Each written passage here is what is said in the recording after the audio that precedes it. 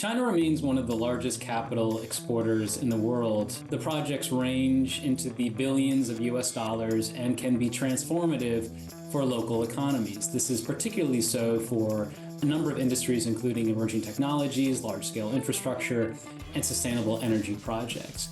On the negative side, the regulatory regime for Chinese outbound investment is still quite immature, and Chinese firms often resort to shortcuts in emerging economies, ultimately violating local law. Particular areas of concern include labor and the degradation of local environments. We believe that understanding the adaptations of Chinese law on capital will help shed light on the future of global development. Now we'll hear from two experts with on-the-ground experience in Brazil and Guinea to unpack the stories of Chinese outbound investment on the country and local communities. What is China's relationship with Brazil and Guinea? Brazil and China have been cooperating since the 80s. We see growing cooperation between both countries, but especially in the 20s, this cooperation strengthened. You see cooperation in many aspects and sectors of the bilateral relationship, economically, politically. We see the interest from Chinese companies of going out and investing in other countries. You started seeing more Chinese capital being invested in Brazil. In 2017, China and Guinea signed economic collaboration framework agreement in Xiamen, China. And that built stronger economic relations between the two country governments. What are examples of Chinese investment projects in Brazil and Guinea? One of the largest investments that happened in Brazil by a Chinese company, that was the construction of the transmission lines of the Belo Monte hydroelectric dam. The transmission lines in itself, they are important because Brazil, since the 90s, has been gradually seeing an increase in energy demand and always this need for more infrastructure, electrical infrastructure, right? The Belo Monte Dam is located in the north of Brazil, about 3,000 kilometers from the southeast urban center, industrial center. That's where half of Brazil's energy is consumed. Most of Brazil's untapped energy is in the north of the country. That's where we have hydroelectric untapped potential. The issue of hydroelectric projects such as this one that is far from where the energy needs to go is that you need long transmission lines.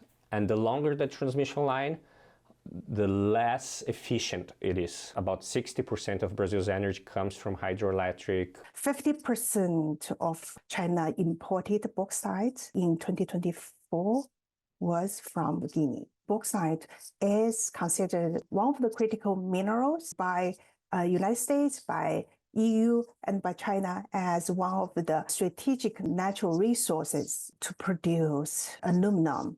Aluminum is a metal to produce many equipment for solar panel and to make cars and cans, and we ride bicycle, and it's made by aluminum. That's the reason why many Chinese companies are operating in Guinea, because the country has a rich reserve of bauxite and other minerals. What is the economic impact of these projects?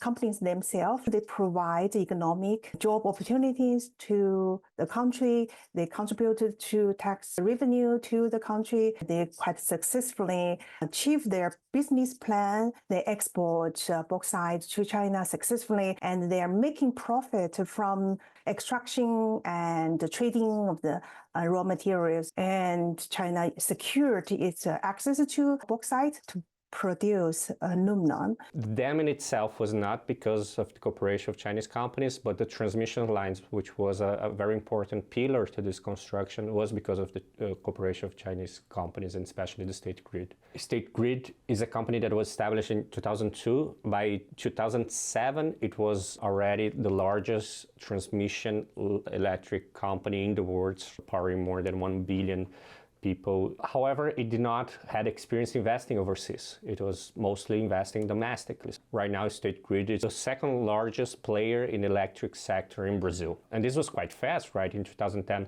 they just made their first investment. State Grid is very well seen in Brazil. The transmission lines are considered a case of success, legal success, corporate success. They are very profitable. For the consumers, it's certainly great in the sense that you're providing more energy, cheaper energy. For the government, it provided a stable, reliable source of energy for a moment that Brazil was experiencing a boom of energy demand. If I'm not mistaken, half of the transmission line was built with credit acquired through Brazil's development bank that had a subsidized credit. Most every government does that. The US government, for instance, has been very active in providing ground for US companies to do this type of investments, right? Providing these networks, providing the financial capacity. For the market, it was also positive. You have more competition, bringing technology to the country that was not, let's say, that readily available. State Grid certainly had more knowledge on how to do it. Undoubtedly, State Grid had a lot of support from the Chinese headquarters, also financially. I don't think it is just about financial capacity, because many companies that have tried to invest in other countries and they failed. How do these projects affect the environment and local communities in Guinea?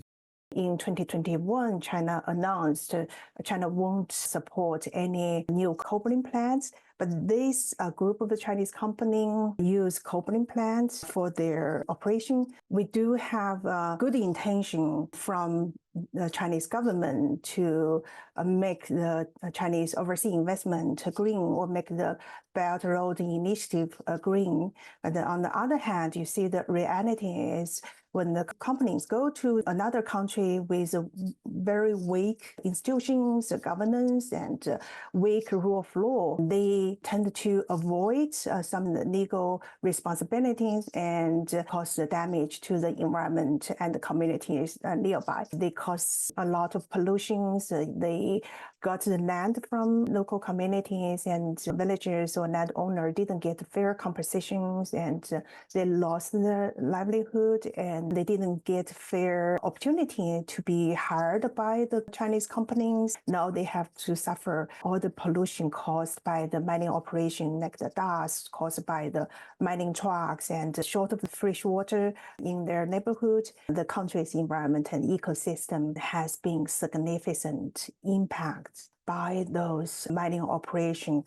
And Guinea is the country hosts the most critical endangered species, include West African chimpanzees and the forest elephant. And on the coast side, the mining operation and mining affiliated infrastructure project, like the port, also affect the small-scale fishermen communities, their livelihood, their access to their food. So you see the negative impact is very obvious. We need to ask, has the host country had the fair share for this mining project and other investment project? And has the country improved its infrastructures in the socio-economic situation? My experience traveling this country, it's still very much under development. It's one of the poorest countries in the world. How did State Grid integrate their projects in Brazil? State Grid comes and buys assets that were already constructed in Brazil. It doesn't come to Brazil to build transmission lines from the beginning. That would be a huge challenge. Unlike other countries that there is this criticism that China brings its workers with its companies, that didn't happen in this investment in Brazil. State Grid hires Brazilian workforce. It has brought some Chinese managers, but the workforce and many of the managing directors still are Brazilian. Brazil's regulatory framework, specifically on electricity, it has been modernizing since the 90s. It went through a very strong reform process. So it is stable, it welcomes foreign investment, but it's still very complex. You have a lot of regulations, a lot of environmental regulations. It's quite challenging to do investment, specifically in this sector in Brazil. They acquired this network trying to foster this local knowledge. So the top management team, the CEO, the president, and a few of the directors are Chinese. A larger part of the management team, the directors, were Brazilian. And these Brazilians would tell me that they felt their knowledge was respected, was valued within the company. So you have a Chinese financial manager, then you have a Brazilian working with this Chinese actors will be able to report back what they are learning about the process. And that happens the other way around. So you have a Brazilian technical manager that will be followed by a Chinese counterpart learning about the country and reporting back to the company. I think they also try to understand what were their limitations in Brazil. State Grid would, for instance, hire culture consultancy groups to come to the company and try to improve the understanding between the Chinese team and the Brazilian team. And finally is the social environmental impact of this dam. The place where the dam was built is a place that is considered sacred by some indigenous groups. I'd say State Grid, for instance, has tried to invest in many social environmental programs of local communities, quilombolas, which are Afro-descendants communities in Brazil, but still it is a dam that has been marred by this social environmental impact. What are key takeaways from these cases? We need strengths on the regulation on the both ends in China and the host country. Chinese companies are not willing to open their doors to receive complaints from communities, and there's no official channel set up by Chinese government or the Chinese companies' headquarters in China to allow communities to raise their concerns. China has been benefit from those overseas investment projects, and Chinese government does have its responsibility to regulate the environment and the human rights impact by its business entities, state-owned or private-owned. Of course, those projects are occurring in other countries. China can put certain requirements to reduce those projects' negative impact on the environment and the communities, but the Chinese government is reluctant to do it. Guinea has very weak capacity to review